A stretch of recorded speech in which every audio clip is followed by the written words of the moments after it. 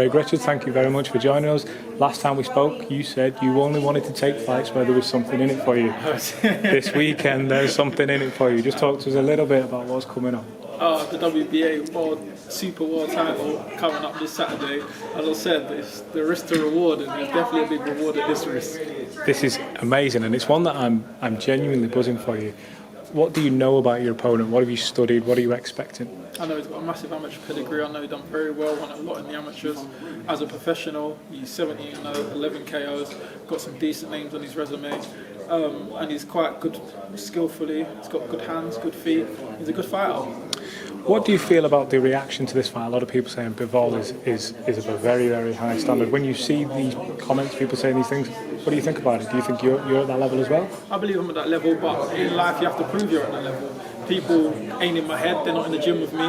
So, of course, they've got to look at paper, they've got to say, look, he's the Super World Champion, he's the British champion. So, in hindsight, on paper, when you look at it, he's a level above me. So for me, I'm the underdog. It's a big task, and you have to take that step and prove yourself at some point. So until I prove myself Saturday night, they've got to have that opinion. Just talk through with us, if you would, how the fight came about, what your emotions were when you heard about it, how it unfolded.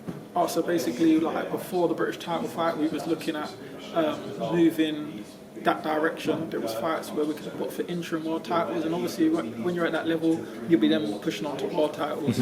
We decided that I wanted to win the British title before I pushed on. You know, you want to crown yourself as the champion of your own country and show everyone I am the best in the country, which I did that, which instead of taking that fight, I took that fight, but the plan stayed the same. We then now wanted to move on to that next fight we was looking at. When Eddie asked what we was looking at, we did text and ask about this fight, and he did text back, call blind me. He did, obviously he knew that people did want to get out in the UK and have a fight in the UK. So he then obviously thought, you know what, I've got Bivol on the books, he's looking to get out in the UK. Let's see if I can make this fight. When I spoke to Bivol's team, they was interested, we was happy, went back and forth in negotiations, and when it was finally over the line, we was ecstatic. I was in the gym already. As soon as I heard that it could be the possibility, I put my headphones on and went running. So yeah, that's how it came about. The division has been popping lately. We've seen quite a lot going on. Obviously, we spoke last time that Lyndon Arthur, he's climbing up, he's continuing to climb through the ranks after the Anthony Yard. Anthony Yard himself, still very relevant on the scene. We saw Callum Johnson the other night. There's so many names out there. What does this fight do to the scene, and in particular, your hopes of fighting these guys? It just shakes up the scene, isn't it? Because I've been the guy who was overlooked. I was the dark horse coming through. I didn't have the big backing of being a poster boy. I didn't have like an Olympic background. I didn't have the dad drawing me through. So I was the guy who come through no one knew about, no pedigree like that. And I've had to prove myself. And when you look at it now and you look back at everyone in the light heavyweight division, who's beat the most champions, who's got the best CV, who's actually beat all these unbeaten fighters in the UK, it's myself. But yet, because of the others still get pushed, they're still becoming relevant, which, fair play to them, they're good fighters.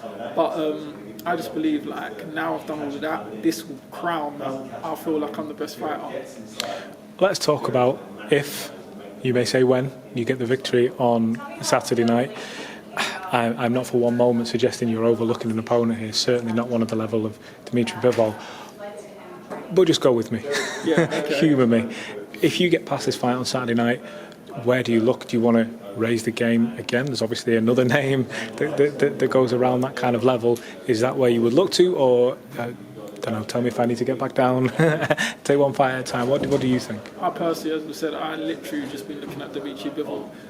As you said, the level of that fighter, you can't just be like looking at him some days and thinking about, let me look and see what's next. It is full concentration on Dimitry Bivol. He's a tremendous fighter, there's no doubt about that, and I'm taking him fully serious, and I prepared very hard simply because of the level of respect I have for Dimitry Bivol, and I just know that I've got a task in hand and I need to be focused and win that before I think about anybody else or anything else.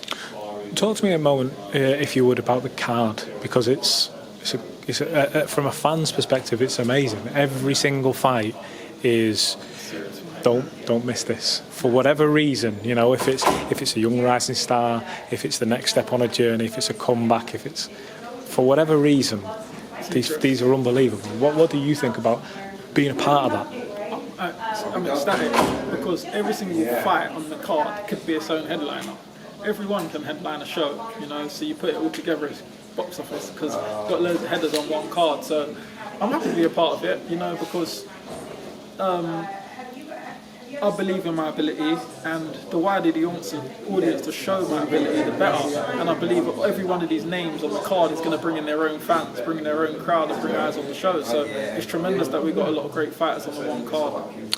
Just finally, then, before I let you go, last time we spoke, we made you promise to bring on the British title onto the show with Dean, who's out doing his own thing at the moment. If this fight happens, you know what we're going to ask you. Are you going to come on the show, and are you going to bring the belt? I'll be bringing the world title belt with the British title. That's what we wanted to hear. That's what we wanted to hear. My man, all the very best for Saturday. I cannot wait to see the fight. It's a huge challenge, but you're up for it, and I can't wait to see it play out. Thank you. Thank you.